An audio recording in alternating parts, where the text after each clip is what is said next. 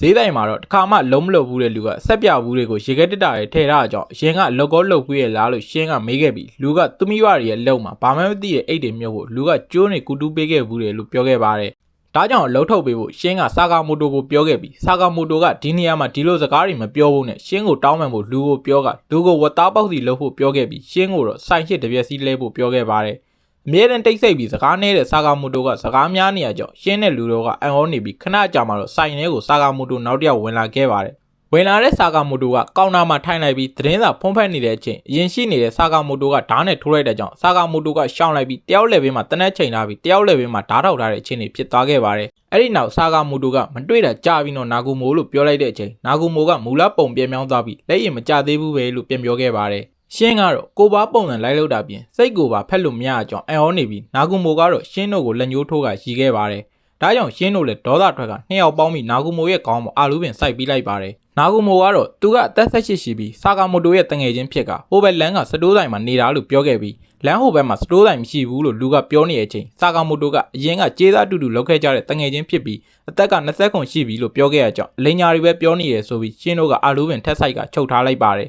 နာဂူမိုကတော့စာကာမိုတိုတို့ကိုရန်1ဘီလီယံနဲ့စုချေးထုတ်ထားတယ်လို့ပြောခဲ့ပေမဲ့ရှင်းတို့ကတော့မယုံကြည်ပဲကလေးတောင်အဲ့ထက်ပိုလိန်တတ်တယ်လို့ပြောခဲ့ပါတယ်နာဂူမိုကတော့ JA ကနေတရားဝင်ထုတ်ပြန်တာဖြစ်ပြီးမနေ့ပြန်ထိတော့ line မတင်ဘူးလို့ပြောနေတဲ့အချိန်ပြည်သာပို့တဲ့လူတယောက်ကစိုင်ထဲကိုဝင်လာခဲ့ပါတယ်နာဂူမိုကတော့စာကာမိုတိုရဲ့သတင်းကတော့တချို့ကတော့ကြားပြီးနေပြီလို့ပြောနေတဲ့အချိန်ရှင်းကပြည်သာပို့တဲ့လူရဲ့စိတ်ထဲကနေဒီလူလောက်တော့အလွယ်လေးတတ်နိုင်နေဆိုတဲ့စကားကိုကြားခဲ့ပါတယ်အဲ့ဒီနောက်ပြည်သာပို့တဲ့လူကငါတို့ပြည်သာနာကာကြီးမှာဝင်ကုန်ပေးတာမယုံနိုင်ကြောင်းနဲ့အားလုံးကိုစာလာမီလို့လုပ်ပြမယ်လို့ပြောခဲ့ပြီးနာဂူမိုလေဘင်းကိုဓာတ်နဲ့ထောက်ကအကြက်ကင်နေပေမဲ့စာကာမိုတိုနဲ့လူကတော့ပြည်သာထိုင်စားနေခဲ့ပါတယ်နာဂူမိုကတော့လျှက်ရပြက်ပြည်သာနာကာကြီးမာရဲ့နောက်ကနေလေဘင်းကိုညှစ်ခဲ့ပြီးသူ့မလိန်နာကိုယုံပြီးလားလို့ပြောခဲ့ပါတယ်စာကာမိုတိုကတော့နာဂူမိုကိုလူမတက်ဖို့ပြောနေပြီးနာဂူမိုကတော့နောက်ထပ်ရောက်လာမဲ့ကောင်းတွေကဒီလိုငပိန်းနေမဟုတ်လို့တတိထားဖို့ပြောကပြည်သာသမားကိုဆိုင်ရှိထိုင်းခဲ့ပြီးရှင်းကထွက်ကြည့်တဲ့အချိန်မှာတော့လျှက်ရပြက်ပျောက်သွားခဲ့ပါတယ်ခန်းတစ်ခုထဲမှာတော့ကျေးသားလူသက်ကောင်တွေစုနေကြပြီးအားလုံးကစာကာမိုတိုကိုအထင်သေးစွာပြောဆိုနေချိန်လူတစ်ယောက်ကစာကာမိုတိုကအော်ရာအဖွဲ့ဝင်တစ်ယောက်ဖြစ်ပြီးသူ့ကိုတိုက်ခိုက်ဖို့ဆိုဟာကွက်နဲ့အချိန်နေရာကိုရှာပြီးတေချာတိုက်ရိုက်လိုက်မယ်လို့ပြောခဲ့ပါတယ်ဒါပေမဲ့ကျေးသားလူသက်သမားတစ်ယောက်ကတော့စာကာမိုတိုကအနားယူသွားတာ9နှစ်ရှိပြီမို့အဲ့လောက်လည်းမစွမ်းလောက်တော့ပါဘူးလို့ပြောနေချိန်ပြည်သာဘူးမှာပါတဲ့ကင်မရာကနေစာကာမိုတိုကသူ့ကိုဆက်ဆောင်ကြည့်နေမယ်ဆိုရင်ငရဲဆိုတာဘာလဲပြပေးမယ်လို့ပြောကကင်မရာကိုပစ်ခဲ့ပါတယ်ဒီလိုနဲ့စာကာမိုတိုတို့ဘလို့ဖြေရှင်းရမလဲအကြံထုတ်နေချိန်ဟာနာတို့ရောက်လာပြီးမနေ့ပြန်အားလဲရဲ့အတွက်အစင်းသင်းဖြစ်ပြီလားလို့ပြောခဲ့ရကြောင်းပန်းညံကိုတွားဖို့အစီအစဉ်မေ့နေတဲ့စာကာမိုတိုတုံလို့တွားခဲ့ပါတယ်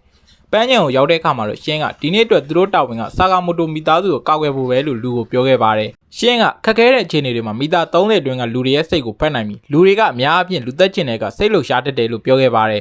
အဲ့နောက်စာကာမိုတိုကိုရန်သူချင်းကက်လာကြောင်းပြောခဲ့ပြီး2နာရီကအမျိုးသားကိုတတိထားဖို့ပြောခဲ့ပါတယ်အဲ့လူကတော့တန်ရှင်းရေးသမားကြေးသားပဲဖြစ်ပါတယ်လိုနဲ့တန်ရှင်းရေးသမားပုံစံနဲ့အနာကက်လာတဲ့အချိန်စာကာမိုတိုကဘောဝင်တစ်ချောင်းကိုယူကခန္ဓာကိုယ်အလေတက်တက်ကိုတစ်ချက်တောင်မကြည့်ပဲထိုးဆိုင်လိုက်ပြီးရှင်းတဲ့လူကခြေရလက်ရကိုရှင်းခဲ့ရပါတယ်ရှင်းတို့အမိုက်ရှင်းနေတာကိုတော့ခက်ဝေးကနေလူတယောက်ကကြည့်နေပြီးရှင်းကစိတ်ဖက်တက်တာကြောင့်စိုးရင်ရပေမဲ့ဘာမှမတွေးရင်ဘာမှဖက်စရာမရှိတဲ့အတွက်ဘာမှမတွေးတော့ဘူးလို့ဆုံးဖြတ်လိုက်ပါတယ်ဒီလိုနဲ့ရှင်းကဘေးနားကလူတွေကိုစိတ်ဖက်နေပြီးကြေးသားကဘာမှမတွေးခဲ့ရကြောင်းရှင်းရဲ့အနာကနေအေးဆေးပဲဖျက်ရှောက်နိုင်သွားခဲ့ပါတယ်အဲ့နောက်ရိုလာကိုစတာစီးခဲ့ကြပြီးလူကရှေ့ကနေထိုင်နေတဲ့သပင်ငွေရောင်နဲ့လူကထူးဆန်းနေကြောင်းပြောခဲ့ပြီးမြဲရှင်းကသူ့စိတ်ထဲမှာဘာမှတွေးမနေဘူးလို့ပြောတဲ့အချိန်ငွေရောင်သပင်နဲ့လူကသူ့ကိုတတိထားမိသွားပြီလားလို့တွေးခဲ့ရကြောင်းရှင်းကချက်ချင်းသိသွားခဲ့ပြီးစာကာမိုတိုကိုတတိပေးခဲ့ပါတယ်သပင်ငွေရောင်နဲ့ကြေးသားကတော့စာကာမိုတိုကိုတနက်နဲ့ပစ်ခဲ့ပြီးစာကာမိုတိုကကြီးကမျက်မှန်နဲ့လှမ်းကာလိုက်နိုင်ပြီးရှင်းကအဝိုင်းဘက်စီရောက်တဲ့အခါခုံကသပင်ငွေရောင်နဲ့လူစီဆင်းခဲ့ပြီးအဲ့လူကိုဆွဲကခုံဆင်းခဲ့ပြီးနောက်မှာတော့နှစ်ယောက်လုံးတန်လန်းပေါ်ကျသွားခဲ့ပါတယ်ရှင်းကတော့ဒီနေ့နားရဲ့ယူထားတာကိုမင်းကြောင့်ချိန်ဖို့ဆင်းရတော့မယ်လို့ပြောနေပြီးစိတ်ဖက်ဖို့ကြိုးစားပြီးမှမအောင်မြင်မဲ့ယထာရောက်လာတဲ့အခါမှာတော့ခုံခဲ့ပြီးငွေရောင်သပင်နဲ့လူကလည်းဓာတ်နှချောင်းကိုတပြိုင်နဲ့ပစ်လိုက်ပါတယ်ဒီလိုနဲ့ရှင်းလဲရှောင်ဖို့ခက်ခဲခဲ့ရကြောင်းဓာတ်တစ်ချောင်းနဲ့ခြေထောက်ကိုရှက်ထိတ်ကပြုတ်ကျလာခဲ့ပြီးဓာတ်မှာပါတဲ့အစိတ်မိကအမြင်အာရုံဝေဝါးသွားခဲ့ပါတယ်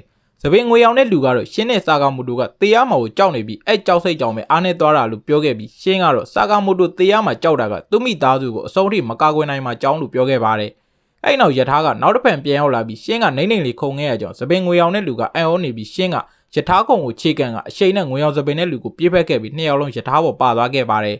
လုံးနဲ့ရှင်းတဲ့ကြေးသားတို့တိုက်ခိုက်ကြရင်ရှင်းကကြေးသားရဲ့ဟာခွက်ကိုရှောက်ဖို့ကြိုးစားခဲ့ပြီးဟာနာရဲ့ရုံကာပွဲနဲ့စာကာမိုတိုရဲ့ပေါက်ပေါက်ဆုပ်ဆိုတဲ့စကားကိုကြားခဲ့ပြီးငွေရောင်သပင်နဲ့ကြေးသားကိုဖက်ကရုံကလေးကာပွဲစီခုံဆင်းခဲ့ပါတယ်ကာပွဲစီရောက်တဲ့အခါမှာတော့ရှင်းကရုံဝစ်စုံကိုဝစ်ခဲ့ပြီးဒုတိယအကြိမ်ဆက်ကြအောင်လို့တက်ကြစွာပြောကစတင်ထိုးခဲ့ကြောင်းငွေရောင်သပင်နဲ့လူလည်းတုံ့လှုပ်သွားခဲ့ပါတယ်င ငွေအောင်စပင်တဲ့လူကသူ့ရဲ့ဓားကြုံတွေကိုထုတ်ကအကောင်းဆုံးတိုက်ခိုက်ခဲ့ပေမဲ့ရှင်းရဲ့ထိုးချက်တွေကိုအဆက်မပြတ်ခံနေရပြီးပင်းလက်သီးတောင်ကျွေးခံခဲ့ရပါတယ်။ဆာကာမိုတိုရဲ့မိန်းမကတော့ဆာကာမိုတိုကိုပွဲအကြောင်းကိုလှည့်ပြောခဲ့ပေမဲ့ဆာကာမိုတိုကတော့မတုံမလှုပ်ပဲပွဲကိုစိတ်ဝင်စားကြည့်နေပါတယ်။အကြောင်းကတော့ရှင်းကိုစင်ရောက်ကနေကြည့်ပြီးညွှန်ကြားနေလို့ပဲဖြစ်ပါတယ်။ငွေအောင်စပင်တဲ့လူကလည်းသူ့စိတ်ကပြေဖို့မလွယ်ကူတာကြောင့်သူ့ကိုဘလို့တိုက်ခိုက်နေလဲစဉ်းစားမိရဖြစ်နေပြီးဝစ်စုံကိုဖျဲမိတဲ့အချိန်မှာရှင်းကမျက်လုံးမှိတ်ထားတာကိုတွေ့ခဲ့ရပါတယ်။ဒါကြောင့်ဆာကာမိုတိုကပွဲသိမ်းမှုလှမ်းပြောခဲ့ပြီးရှင်းကလည်းရုံကလေးကန်ချခြေနှစ်ဖက်နဲ့ဇုံကန်ကပွဲကိုအဆုံးသတ်လိုက်ပါတယ်။ကျွန်တော်ရဲ့ review လေးတွေကိုကြိုက်နေတဲ့ဆိုရင် subscribe လုပ်ခဲ့ပြီး like နဲ့ comment ပေးဖို့မမေ့ခဲ့ပါနဲ့။နောက်ပိုင်းနေမှာပြန်ဆုံပါမယ်